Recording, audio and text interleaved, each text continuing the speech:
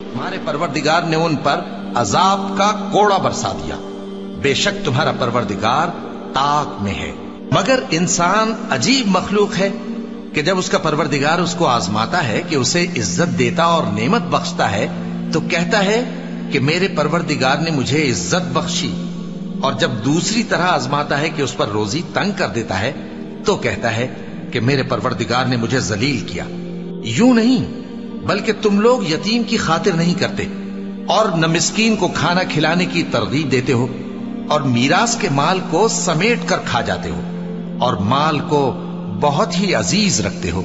यूं नहीं, जब जमीन कूट कूट कर बराबर कर दी जाएगी और तुम्हारा परवरदिगार जलवा फरमा होगा और फरिश्ते कितार दर कितार आ जाएंगे और दोज़ख उस दिन सामने लाई जाएगी, तो इंसान उस दिन सोचेगा, मगर अब सोचने से उसे फायदा कहां मिल सकेगा।